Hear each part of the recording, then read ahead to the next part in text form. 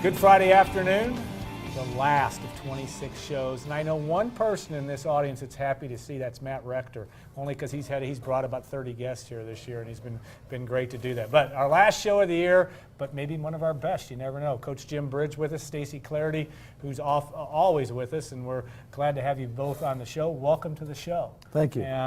And I'll take care of one little bit of housekeeping. Our sponsors for the show, Hilton Garden Inn, when tomorrow's a big day, stay at HGI tonight. And of course, Christy Kuntz down at Wabash Landing.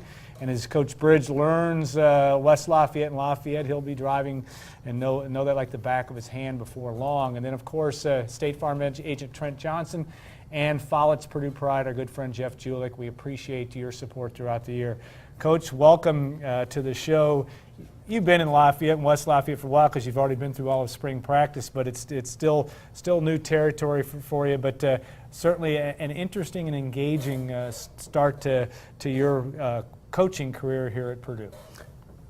I'm excited to be here. I think working for a man like Darrell Hazell is a really exciting thing for me. Purdue is a great university, world-renowned university. The athletic department is top-notch from the top to the bottom, and I'm really excited to be a part of the Boilermaker family. Yeah, and you come from graduate of Wittenberg, but from Cleveland, so and it kind of ties in with obviously where Darrell comes from, but Ohio football is a big deal, and whether you're playing it at high Division I level or at any level, it is a religion over there, and I sense that some of that's going to be coming to West Lafayette in terms of recruiting interest in the state of Ohio, but also just kind of that mentality of good old-time Midwest football. I believe so. That's Coach Hazell has instilled that in what he's looking for, and pass that on to us as we go out here during this spring evaluation period. The young football players who have been to see us all represent a tough Midwestern philosophy of football, and I expect our recruiting to be in the upper echelon of the Big Ten here. Great. Toughness was something that Coach Hazell talked about. He really wanted to establish kind of that mentality of being a tough-minded and just physically tough football team this spring. For your guys, really important, obviously, to be able to do that up front. You said you wanted them to be violent. Mm-hmm. Now you've seen them for 15 practices. What'd you think? Progress. Mm-hmm. I think the way we practice helps us get there. I think the style of offense that we run, you can't hide if you're not a physical offensive lineman. The guys caught on to that. Mm-hmm. The offensive lines, the defensive lines, the linebackers, the running backs ran tough. I mean, it's a process, and it's not something that happens overnight. It's kind of like that snowball effect. But there's definite progress. I'm excited. You have to have the guys who are a little mean, right? I mean, that's what you like to see? Yes, you want to see. Mean is an interesting term. On the field. Mean on the field. Yeah. I was going to say dirty, so mean's kind of better, probably. Step in the right direction. Yes. No, you want mean football players, right. No doubt about it. And you want tough, you want them to play, as I like to say, violent. Yeah. I think that we have some of that. Mm-hmm. Yeah, and you look at and being thrust into it because you came here quickly, got right into it. And they always talk about transition for the kids because they got to get used to a new staff and all that. But transition for coaches, you got to hit the ground running. How long does it take to get Darrell Hazell's vibe and understand what's expected of you? Is that with him? Is that an instant thing, or do you have to kind of work? Because it is a work in progress with coaches and being able to all work together. How long does that take to get that accomplished in your view? I think that's a great question, but I think one of the things. I've been fortunate to be on some really, really good staffs. And I think Coach Hazell I'm biased, but I think Coach Hazell has put together a really, really good staff. Is you find like-minded individuals, you find coaches with the same philosophy on and off the field. Yeah. You find coaches that have the same morals and integrity on and off the field. And I think one of the things that really was attractive to me about the opportunity to join Coach Hazel and this Purdue coaching staff is the fact that there's such a commonality between us in our philosophies. And I think that's really an underrated thing about putting together a coaching staff. And I'm really excited that I'm here. Yeah, and you have that chance to also, and again, I don't know Darrell Hazel intimately, having not been around him that much, but you get that understanding that he's going to let you do your job. He's going to have high expectations, obviously with the offensive line or any position coach. But is that a fair assessment that his expectations are placed as the coach of coaches, so to speak? You know, I think one of the great things about this is that his expectations for me and my position and the entire football team do not outweigh my expectations of myself and the position that I'm responsible for. So again, it's a nice synergy, it's a nice commonality that we all have, and I find this place, Purdue University, to be a perfect fit for me, and I'm really excited to be here. Yeah. You rotated quite a few guys, obviously, this spring, which makes a lot of sense. I mean, you want to figure out your personnel and see who can play where. When do you want to choose the 5 starters? Is that something you want to do early in the fall to be able to kind of build that then cohesiveness that's so important on the offensive line? Well, you know, first of all, I think Coach Hazel and Coach Shoup, you know, my immediate supervisors are going to have a huge say in who those 5 are. So it wouldn't be like I would be choosing them. But I think it's important as you're preparing an offensive line and preparing a football team to develop as much as you prepare. You know, last year I lost 3 starting offensive linemen in one season, and we happened to play Coach Hudson's Florida State team. They were ranked number 2 in the country, and we beat them with 2 starters out of 5. And those 2 had to play different positions than they were originally starting at in the season. And I think that's because we practice to create depth at the same time you practice to get better. And, you know, I'm fine with the rotation. Coach Hazel, Coach Shoup are fine with the rotation. And I'm a proponent of it. Obviously, you got to settle down. Obviously, you have to find common ground. But I don't think we need to be there yet. When do we need to be there? Before Cincinnati. But that's not something, because here's the thing, competition makes people better. Right. And if we're all competing against each other to find the best 5, then we're going to make each other better. And I'm not going to try to, you know, stop that competition until, you know, Coach Hazel and Coach Shoup come up with the timeline for when that needs to be done. You obviously have to work with what you have right now, but ideally, how do you like an offensive line? Do you like your tackles to be, you know, really big and the guards maybe more mobile, or what would your ideal offensive line look like in terms of Well, skill set? my ideal offensive line would look like the New England Patriots. That wouldn't be a bad one, probably. You know, Fair answer. I'd like to bring Matt Light back. Yeah, I would too. You know? So, but no, quite honestly, you know, what I look for in offense, and people come in all shapes and sizes. You'd like your tackles to be long. You would, so they can protect the edge and keep that width of the pocket. You'd like your inside guys to be stouter and thicker so that they can protect the feet of the quarterback and the actual rumbling that goes on with the centers and the guards and the defensive tackles. We all know that. But what you really need is you need smart, tough, athletic, aggressive individuals.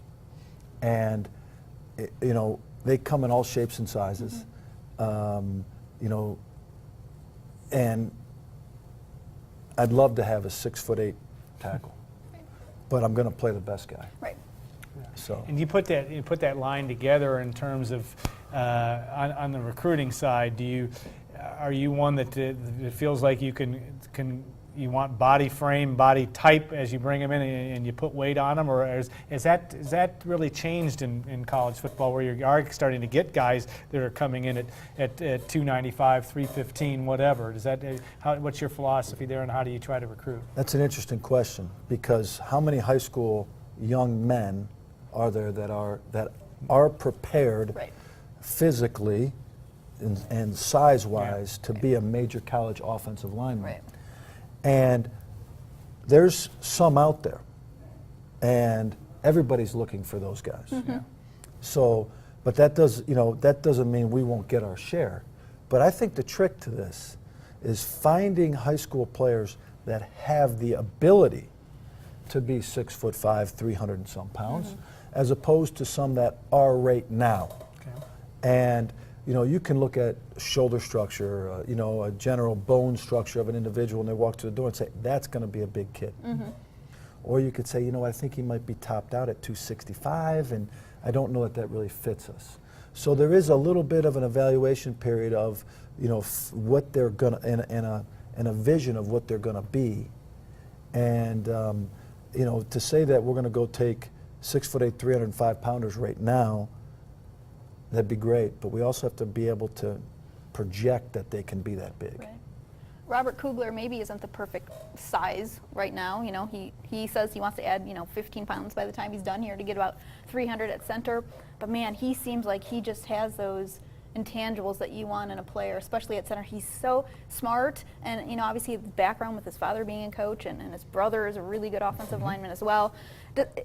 And I know it's still early, and this is technically his first year really that he's going to potentially be a starting center, but are you excited about what he can be for you guys there at that position?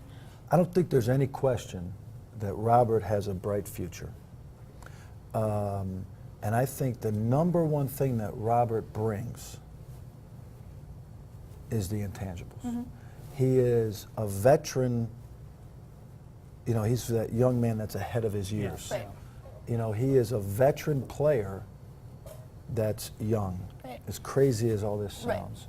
sounds. You're on the right page with your, interpretation and assessment of who and what you think he is. He's from a football family. He gets it. Right. Whatever it is. He sees things. He's got great eyes and anticipation for what's going to happen. Now, he's not without his, needs. Right. We'd like to see Robert bigger. Yep. We'd like to see Robert stronger. We'd like to see Robert play with a better base. We'd like to see Robert play with his hands tighter and lower. Those are correctable things, and those are things that he can do. Yeah. And I think his experience of the history of who he is and his family really are going to make Robert an outstanding player. Yeah, this will only be his second year as a starter. I mean, like I said, just projecting out his potential just seems He does a great job of bringing the other guys around. He's helped, Cody Davis, Robert, Kevin Pamphile, they're very similar in their mental approach to the game. So it is neat to have that kind of veteran leadership out of a young guy. Yeah. Yeah. You put I think you kind of hit on this earlier in Stacy's question. Stacy asked, you put lines together, and they always talk about five have to become one, or the six if you add the tight end in there. But you look in the situation, and the teams that you've been around throughout your entire playing and coaching career, has there always been a correlation between how quick that unit gels and having the success that you expect on the field? I mean, is it as simple as that, or in terms of getting that group to become cohesive and to be able to trust one another and have enough ancillary parts to get it done? Does that happen? Is it critical that happens in the first 4 weeks of the season to have a successful year? Or have you had teams where you've rotated in guys in and out throughout the course of the year? I think the offensive line is definite, like any position, but the offensive line is critical to the success of the team. You very rarely, if at all, see teams achieve their goals without having really good offensive line, without having really good quarterback play, without having really good defense. So it's part of that integral component of success of a football team. And I believe that one of the most important parts and things that I learn and preach about is we have to see the game through one set of eyes. And the center helps that, but the other positions help the center. And then the other thing is, along with seeing the game through one set of eyes, is we then have to turn around and solve problems as they occur. Right. It's too late for us to come to the sideline in between series and draw something up on there and say, okay, this is how we're going to do this. Right. Well, we've already lost yards, or we've already had to punt, or Right. something. We need to be and solve problems as they occur. And that's one of the things that I believe is the challenge to all coaches is in preparation, you're not just preparing for your opponent, but you're preparing for the future and trying to establish, a playing history and an experience level that doesn't always exist because you talk about what could happen. How are we going to do this if this happens? How are we going to do that if this happens? Right. And you just kind of develop a little bit of, and I think that's one of the reasons why I like to rotate, as you keep bringing up to me. We love personnel here. Because then they can learn to appreciate the struggles of the positions and can help each other. Yeah. The Big Ten Conference, and obviously you've come most recently from the ACC, but if you're coaching line play, this is a good league to be in. But how much of an adjustment? I mean, again, you talk about it's an integral part of what happens, obviously, in the football field. But how different is the Big Ten to the ACC in terms of what you expect, in terms of what your line needs to bring to the table? Well, growing up in the Midwest, it's really kind of a dream come true to be a Big Ten offensive line coach. So I don't take light to. It's an honor to be in this conference and an honor to be coaching at Purdue and coaching the offensive line. With that being said, the ACC and Southern football is no slouch when it comes to who you have to block. Right. And so when you take a look at the draft picks, I mean, we're blocking those two Florida State defensive ends are supposed to go in the first round this year. So they didn't, they're not alone. There's a defensive tackle from, a school in the Triangle area that, is also expected to go very high. So there's certain things that, you expect across the board, and I expect there to be great defensive line play here. I have very limited experience in this Big Ten Conference and playing Big Ten teams, so I can't have a great deal of experience on and knowledge about what we're going to see yet, but I do expect us to see great players. I expect us to see physical, sledgehammer-style football, and I expect us to respond to that. Yeah. Reuben Carter's talked about how happy he is that your line has performed pretty well in the spring to be able to prepare his own guys. Flipping that side, I mean, what do you think of Purdue's defensive line? I mean, you've seen them all spring. Well, I think we're going to be well prepared to see great play. First of all, a man of Coach Carter's experience and teaching and the veteran, experience that he brings to that, to that position. He brings a technical advantage.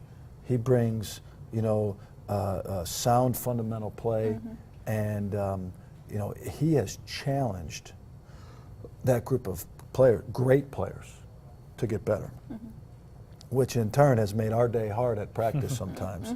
But that's great because, Ryan Russell, I think he's pretty special, along with, Bruce and some of the other guys. And I know that they were shorthanded at some, with some injuries, losing Latta. And I'm not looking forward to practice when all those guys are healthy.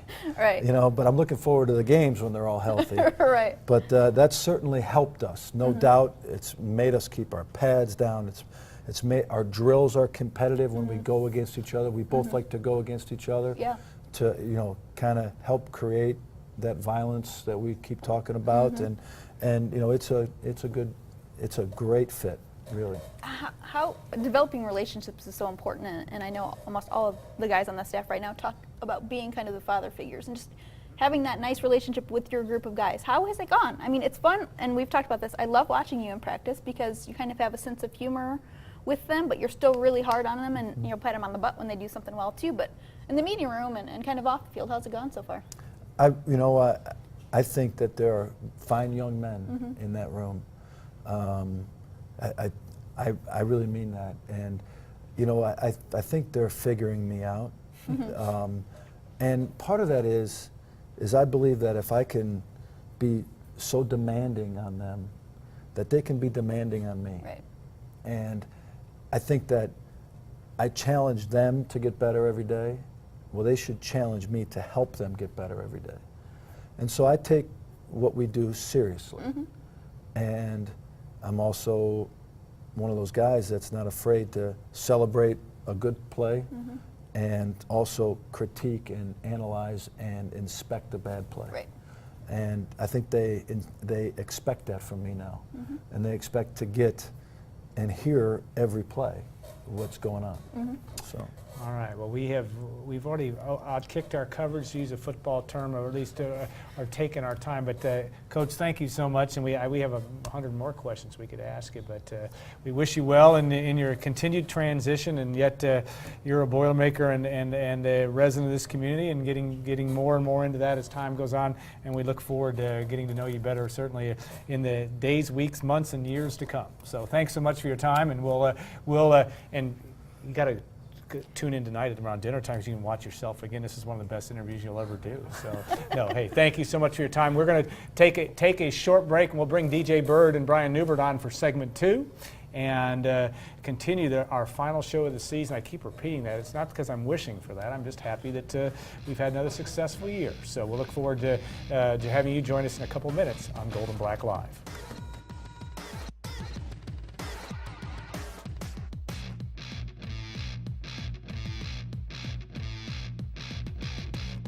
Purdue game? Stay at Hilton Garden Inn, West Lafayette at the Wabash Landing. Your family will love the well-appointed guest rooms, the pool, whirlpool, fitness center, the breakfast buffet, and the amazing Hilton Garden Inn staff. Located just 4 blocks from Purdue University, Hilton Garden Inn has long been the choice for Purdue fans. Call today for a reservation and make Hilton Garden Inn your #1 choice.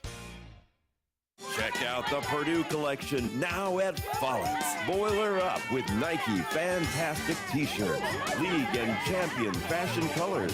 Simply fabulous, simply Follett's. Purdue pride everywhere on game day.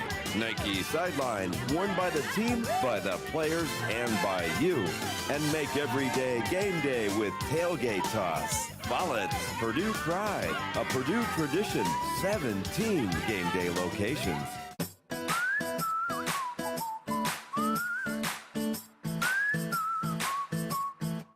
Wouldn't it be great if we could all rest this easy? Well, when it comes to meeting your insurance needs, you can. State Farm agent Trent Johnson is there to get you the coverage you need and the discounts you deserve. Home, car, life, even financial services. It's just part of being there. Call or visit Trent today. Like a good neighbor, State Farm is there.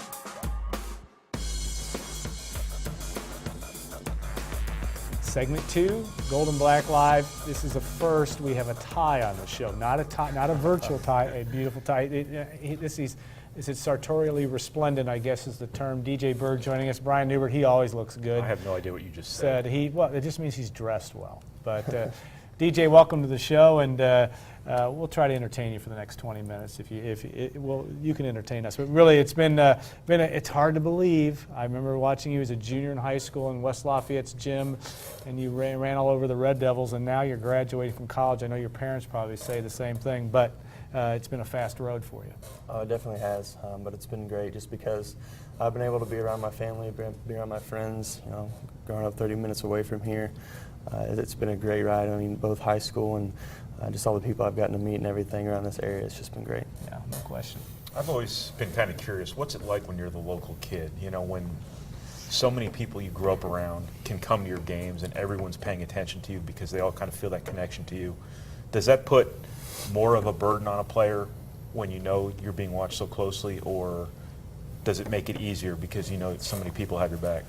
I think it makes it easier. I mean, you got a lot of supporting staff around you, and that's how my family's always been. They try to travel to all the games, and throughout my whole career, they've been there through AU games, school games, and obviously watching on TV or being at the game. So I think it takes some pressure off. Actually, after the game, you know who your real friends are and family are, win or lose. So I just try to go out there and represent my family, represent North Montgomery and that side of Crawfordsville. So that's kind of what kept me motivated and kept me playing hard.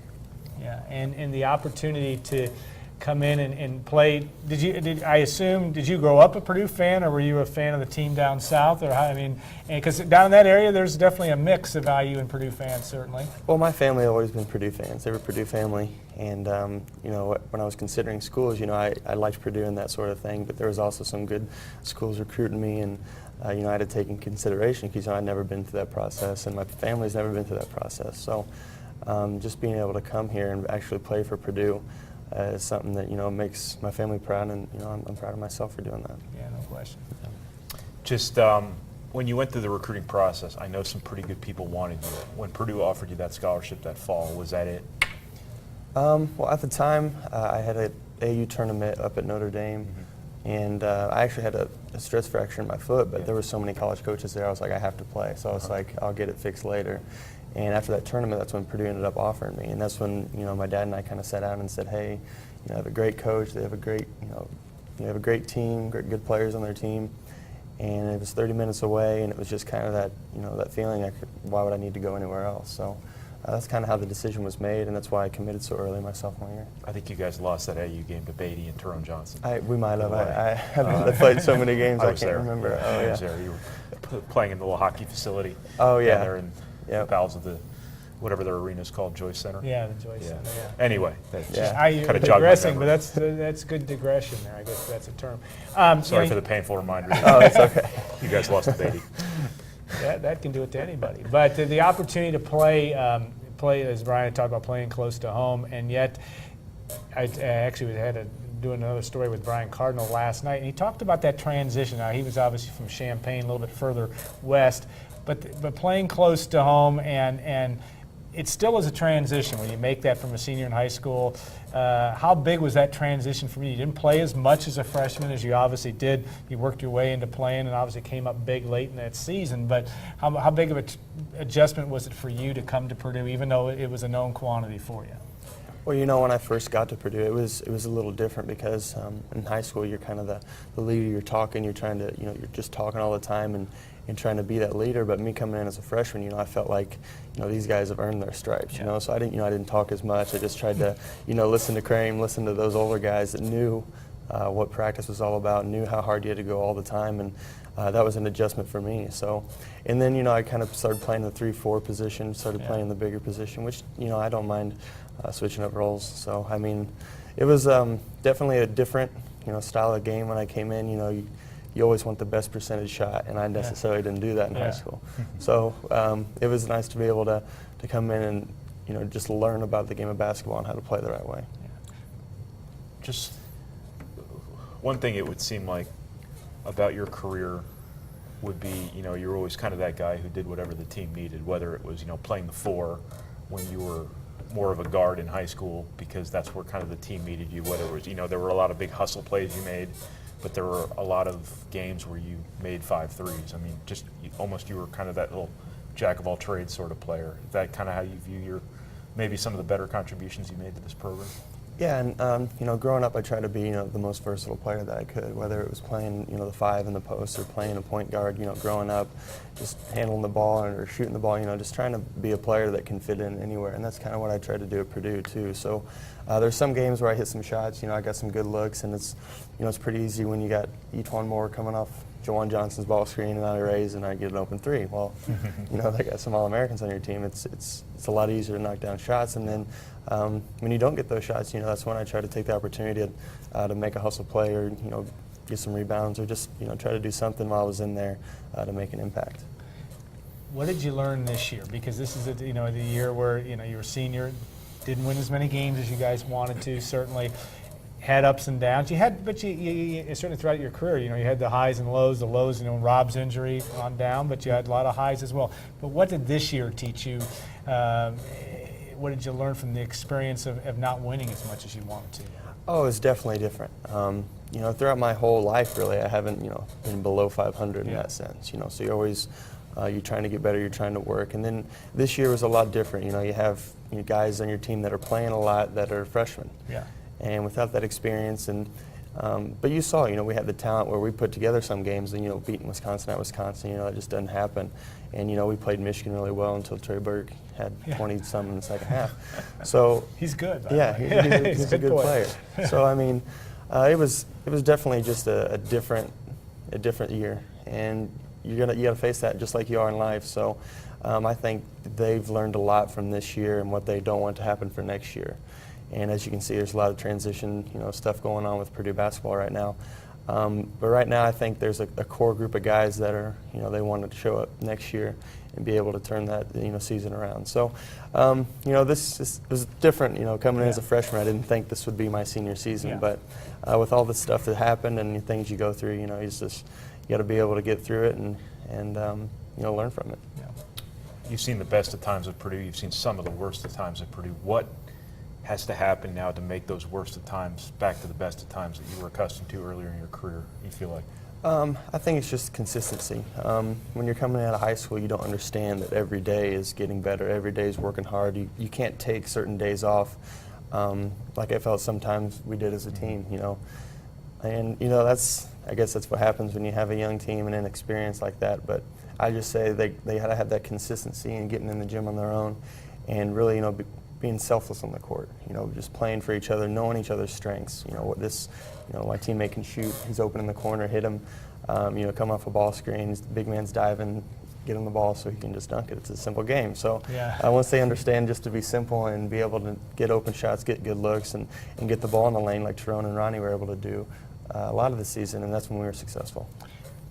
What do you think the coaching staff learned from this year? Just because, again, it's somewhat new experience. Coach Matt Painter has had a lot of success and 3 Big Ten, Coach of the Year awards on down the line. What do you think the learning experience was for them? What do you think that a teachable moment might have been for those guys as they move forward? Well, obviously, Coach Painter is always consistent in how he coaches and what he expects from his players. But when you have certain players that got to be on the floor and you try to mold them and try to help them, improve as much as they can, because this year Purdue needed Ronnie to be at the point guard. Yeah. They needed Ronnie Johnson to play point, and they needed Big AJ in the game, at most times just because of his height and just the way his presence on the floor affected the other team's offense and the way. So when he was playing well and playing hard, we had a really good team, and then sometimes just being inconsistent didn't allow us, to be able to win the games we should have won and the games we ended up losing. But, Coach Painter and the coaching staff, they keep working, and they're always there if you ever need to shoot, ever need to play, ever need to work, watch film, and that's what they do best. They have a really busy schedule, but at the same time, they do a great job of what they do, and they're good guys too. You can always talk to them about anything, and that's part of being a basketball player and being a student, and just being just a regular human being, just trying to get through school and basketball. So. and our chat must be working because the questions now have come flying in. Just talk about some of your favorite moments, and maybe some of the ones that weren't the most obvious. Whether it be winning the Big Ten championship, but talk about maybe your 2 or 3 highlights of your career, and maybe one of them that we wouldn't necessarily expect. Well, you always got to love College Game Day, because that was Yeah, the first time yeah. College Game Day. My sophomore year, I believe, was when Juwan and Eachwon were seniors, and they had College Game Day, Michigan State, and that was just an unbelievable atmosphere with all the fans there, and just being able to win that game versus a really good Michigan State team was probably one of the top moments. My freshman year, the Texas A&M game in the NCAA tournament was really exciting, especially for me. I had been playing a lot throughout the end of the Big Ten season, and kind of got a chance there at the end and was able to come in and score 10 points. So for me personally, and to get that overtime win, and Chris Kramer hit that layup, that was a really exciting moment for me too. So, but there's been so many. It's unfortunate what happened to Rob too, just because I get to see what happened, him behind the scenes, and how he's grown as a person and as a player. I was talking to him yesterday. He's over in Spain, so it was like 2 in the morning there. I was wondering what he was just doing up. But, we were kind of talking about basketball and, his basketball camp. He's coming and having a camp in Maryville this summer. And we were kind of talking about just, the things that what could have happened, So that's always something to reminisce and talk about. But, those moments are, you can't compare that to anything else. So I've been able to play on a big stage with great players, and it's been really fun. And going back to the Texas A&M game, you watch the tournament this year, the NCAA tournament, and the teams that win have guys do exactly what you did against Texas A&M. But when you all of a sudden you hit one, and you've obviously made shots like that throughout your life, but to do it on that stage, did you have time to think there, or did you just you're just back to the next opportunity, next shot? Did you soak in any of that in real time, or did you have to wait till that one was over before you realized I've come in and done this when few expected me to do it? Well, especially my freshman year, I felt I came in and I played, not to mess up. I wasn't playing ball. I was playing not to, and that's really, you can't play like that. And once, I hadn't played for a while, I was like, well, if I get in, you might as well. I can't get any worse. So I was able to, I kind of had that free mind and ability to just, if I get an open shot, I'm going to take it. If it goes in, it goes in. If it doesn't, it doesn't. And luckily, a couple of times it went in, and we ended up winning that game. So that's just kind of what I've learned, and just being able to come in and be carefree and just do what you're supposed to, but knock down a shot or two. That's exactly what we say about this show. We come in, we just try not to mess it up. So, And we fail more often every than not. week. Just a question from a reader here, whether it be a coach or whether it be a teammate. Your biggest influences at Purdue, I'd imagine a couple of them were teammates. One of them probably wore number 3. One of them probably wore number 4. But who were your best influences? Especially my freshman year, Chris Kramer was a great influence on me. Just the way he was able to play. You see it on the court. He plays hard all the time, and he didn't need to score. He averaged like 6 or 7 points his senior year. So he's one of those team players, and that shows a lot about him and his character. And then Coach Lusk recruited me, but he's the head coach at Missouri State. So I've been able to talk to him a little bit. I saw him in Atlanta at the Final Four and got to talk to him, and he's been an influence on me too. My first couple of years at Purdue, and of course, Rob Hummel. He's been, he's obviously one of those players. You're like, dang, I wish I could do what he does, and so he's always been a big influence on me as well. So, and then there's Drew, because me and Drew have been together all 4 years. We made it through.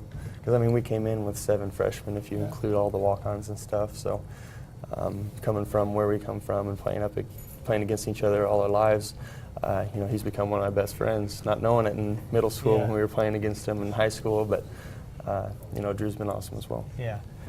You get that opportunity and you take advantage of it. Now, basketball's been your life. What's next for you? What do you see yourself? What do you want to do next? Do you want to still try to play some potentially overseas, or what are you looking to do?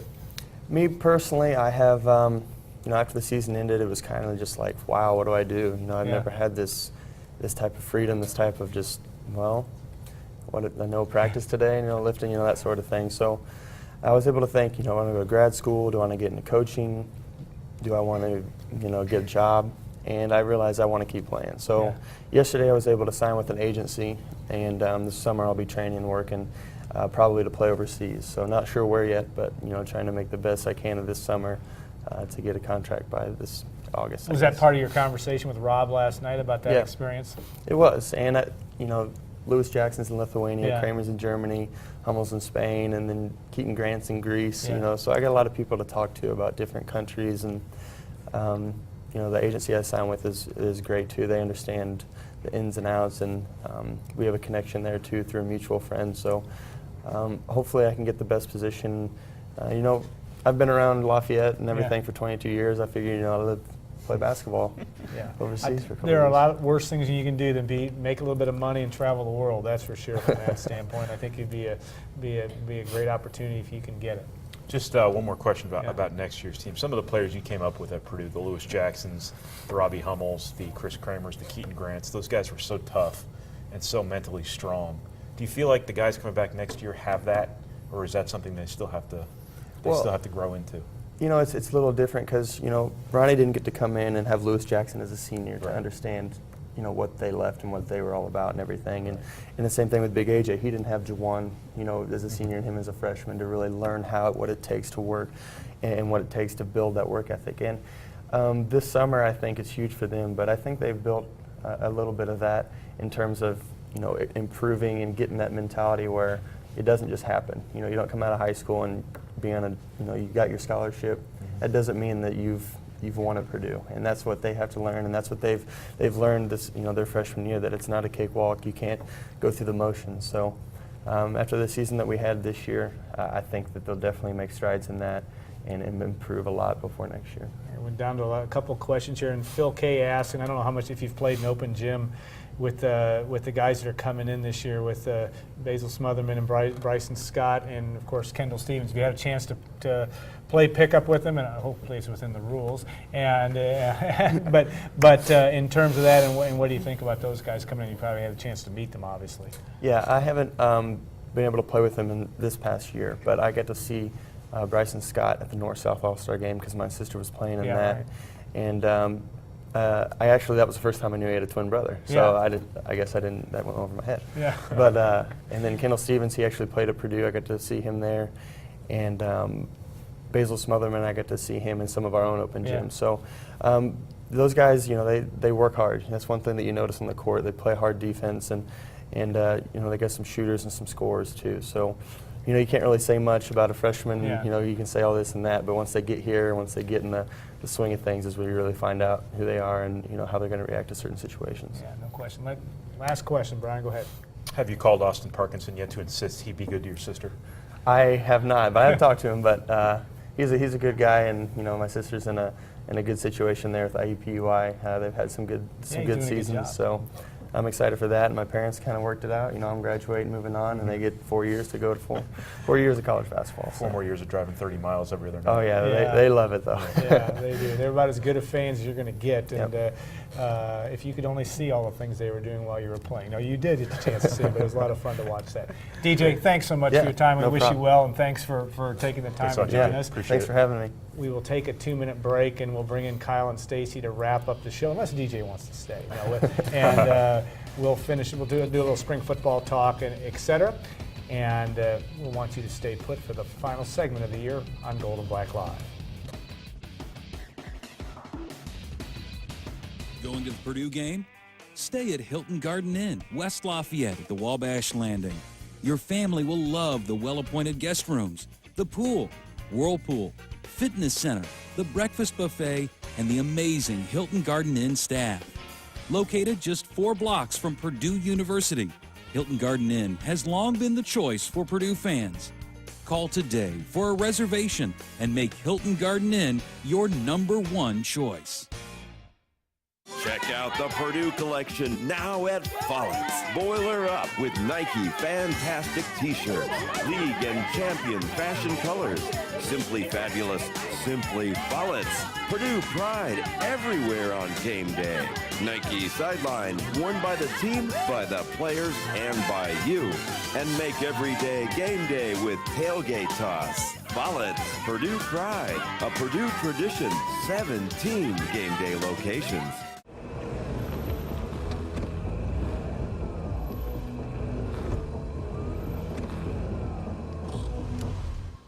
good driver? We've got a discount for that and a lot more. See State Farm agent Trent Johnson to make sure you get all the discounts you deserve on your car insurance. Saving you money? It's just part of being there. Call or visit Trent today. Like a good neighbor, State Farm is there.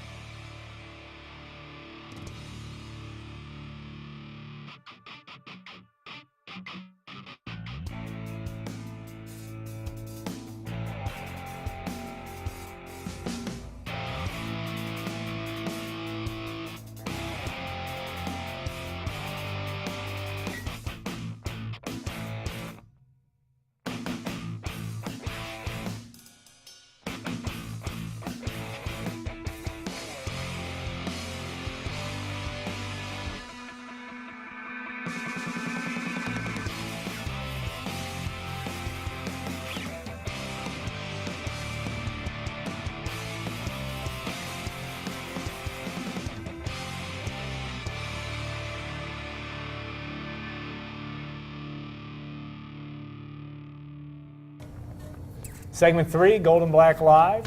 You have little things in front of you to tell you who these people are, but it's Kyle Charters and Stacy Clarity joining me, and I am who I say I am. I'm Alan Karpick, and we're final segment of the year. Again, I keep focusing on that. I don't know, that must be a subliminal thing. But Kyle and Stacy, you've spent 15 practices, pretty much I think, Stacy, you were there for about every second. 13, but yes. Yeah, 13. Every We second didn't- of the we didn't get availability two that of we those, could that's watch, right. I watched, yes. And we'll talk a little spring football and take any questions about that. Jim Briggs is an interesting guy. I think it's of the assistants that I've gotten to speak with, they're all kind of a little bit out of the Darrell Hazel mode, that they speak in concise thought process, and yet they're somewhat guarded by what they say, but they also are generally optimistic about what they're saying. I'm looking over you, Kyle, and looking at Stacy. Either one of you can answer that. Yeah, the thing I like several things about the staff, but the one thing I really like, and seems to be kind of a common theme, is that they're honest about their assessment.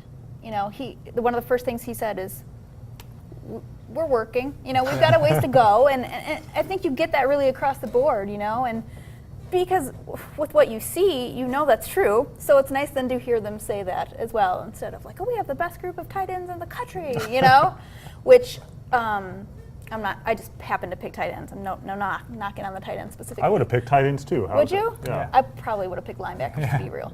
But I just love their honest assessments. They may not expound on a lot of things, maybe necessarily some of them anyway, but they'll tell you really where they're at that point, and I really enjoy that. Kyle, you look at who you've had a chance to speak with, and who has intrigued you from the assistant coaching ranks in terms of just a guy that you can tell has a lot going on, is interesting, and you're going to really be most interested to watch these guys develop over the period of time.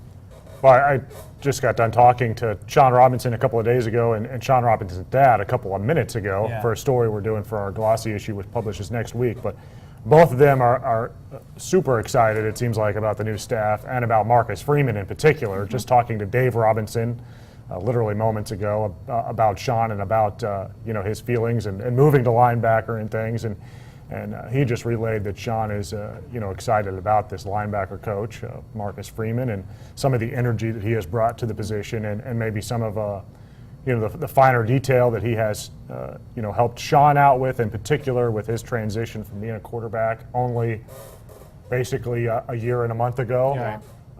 And he's made that transition and seemingly has done it pretty well. And I think here recently that's a credit to Marcus Freeman and new staff. So he's a guy, aside, if you can get over the fact that he's wearing that same ugly gray jersey out there every or sweatshirt or whatever it is that looks like it's inside out. It is inside out. It doesn't just look. It Yeah. is. Does he actually wash is. it? Well, I think he does. He does wash Okay. it. He We did asked tell him us about it. yes. We specifically asked him. He does actually. wash it.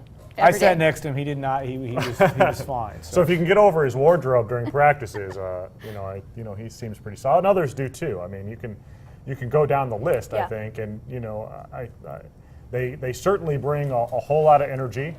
I haven't interacted much with Jim, although for just a very short instance, and he brought a lot of energy to my life in that very short instance that we interacted. And I think that they're they put something together that good work. Now, if we were predicting very early on how many wins they're going to get in the fall, I'm not sure how many wins that's going to equate to, but it's going to equate to better football, in my opinion. Yeah. Wait, you need to tell him what you meant by the Jim Bridge comment. Yeah, because I know what he's he talking kicked you off about, the but he field.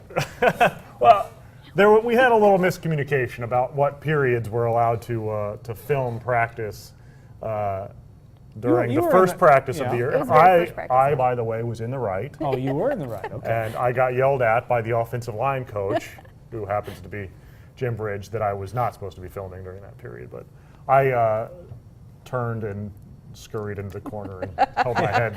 And then came over And and then it was told all like, of us. I am right? But no, it was just funny. It was more funny than anything else, Yeah. looking back on it. So. And you look at Stacy. Obviously, you're a people person, and you can judge. It's interesting to watch the personalities. If you're around Marcus Freeman, I don't know how you can't be Yeah. energized by him. But Yeah. there are others too. Who are your pick to click from that group? I mean, just in terms of just interesting people to be around.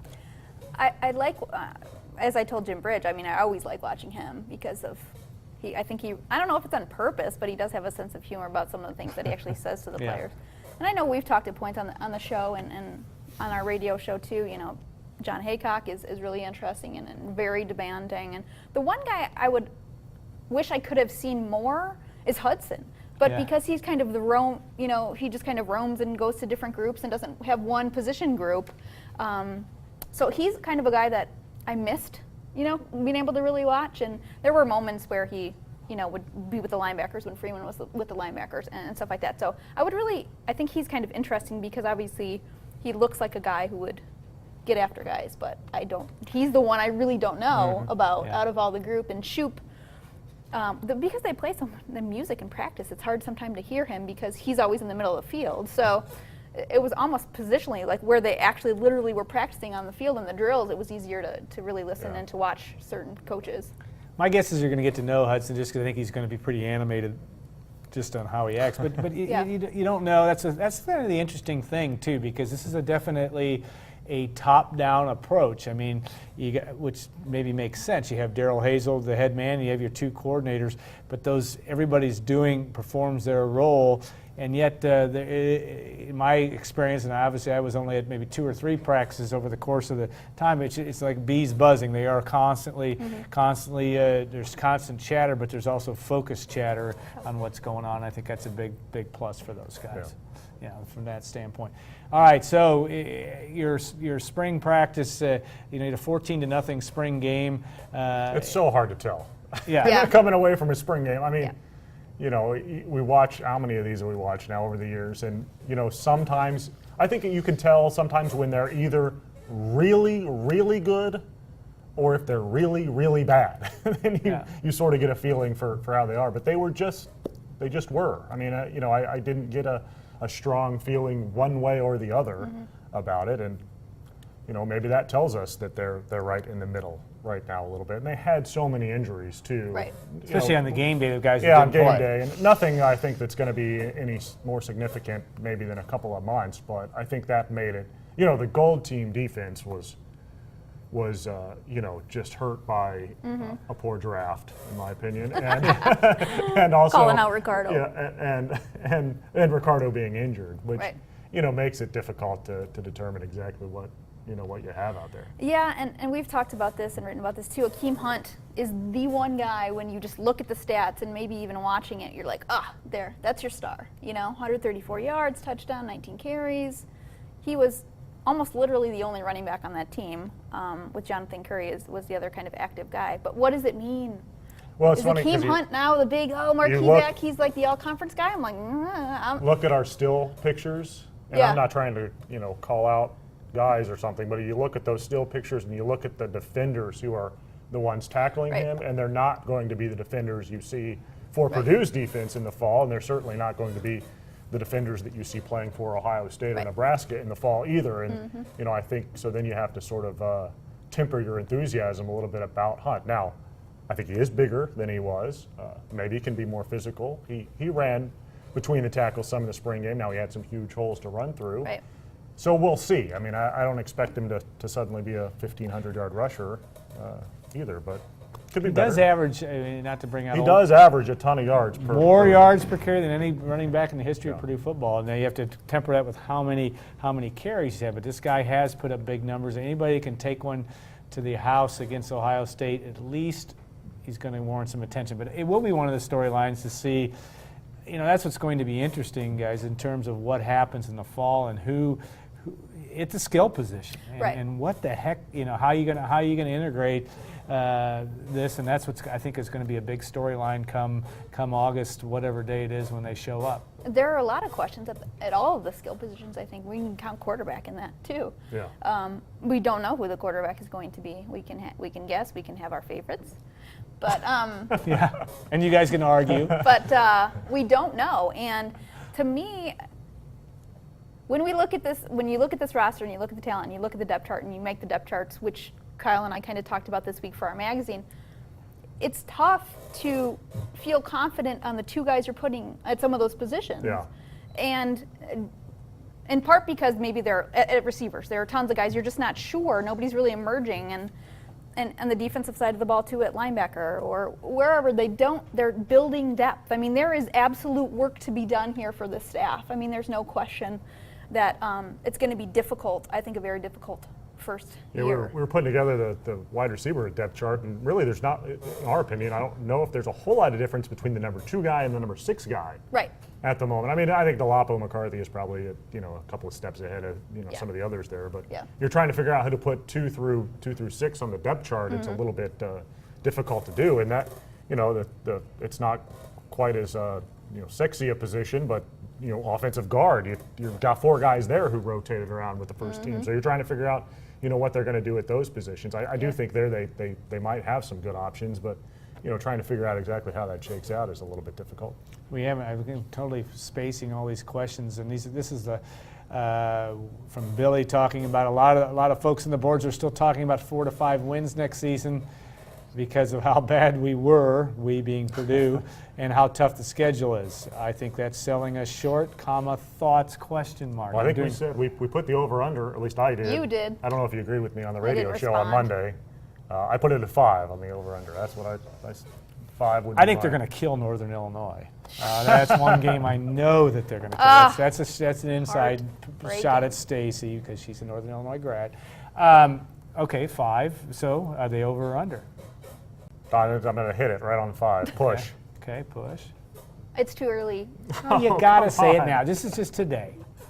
Today, I don't think they win 5 games. Okay, I think they're going to I win. think they win fewer than 5 games. I think they're going to win 6, and I don't know. But I think they'll But be who on the more. They'll be schedule? more Like- fun to watch and more fun. More discipline. They'll be in more games at the end, in my opinion. They're not. I'm not going to say they're not going to get beat 100-0, but I don't. I don't think you're going to get. Really? Go up, I'll say they're not going to get beat 100-0. I don't think you're going to go up to Wisconsin and get beat 62 to whatever. Okay, and here look you want my poor doing 6. it. Okay, Cincinnati, Northern Illinois by Seriously? 4 touchdowns. Indiana State. Wait, what now? He's going through his 6 wins. That's okay. Go ahead. Cincinnati, Indiana State, Northern Illinois. I don't know why Cincinnati. It sounds good. Indiana, Illinois. In Iowa. Okay, Iowa. They're 6, and we'll be in. You got 2 questionable games in there though. Oh, Cincinnati, yeah, which is a absolutely. tough win, and Northern, and which is not. they're all going to be questionable games, and it's not an indictment. It's just the way things are. I think this Right. team's got a lot of challenges. And it's like Kyle said, they could be better and still not get victories. Just because we think, they're going to win X amount of games, and we're not saying that they're not going to be a better team. They absolutely could be a better team. product, I think. Right. And I think they already are. And when you look at the schedule, and those teams, a big chunk, especially in those Big Ten, are teams that are established already, and Purdue's just, in my opinion, not there yet. I mean, it's going to take some time. I think it can happen with the staff. I really like Darrell Hazel, but they have some work to do. All right. On that note, we're going to shut it down for this year. So we want to thank Stacy and Kyle and Brian and DJ Bird and Coach Jim Bridge for joining us today. We will see you next August 30th. It'll be here. No, we're not in any hurry for it to get here, but it will be here before long. Probably warm then, at least. Yeah, it will be warm. Won't be snowing pellets. That's Chad's fault across the way because of that. We want to thank a very heartfelt thanks to Lydia and Kim Caldwell, and of course Gordon Jackson and all the folks at WLFI for all their patience and help this year. And of course our sponsors, Hilton Garden Inn, Christy Kuntz, we very much appreciate Jeff Julich and Follett, and the legendary Trent Johnson at State Farm, agent Trent Johnson. We will look forward to a good summer and being back with you in the fall as we trudge through another 12-week schedule of Purdue football and much, much more on Gold and Black Live.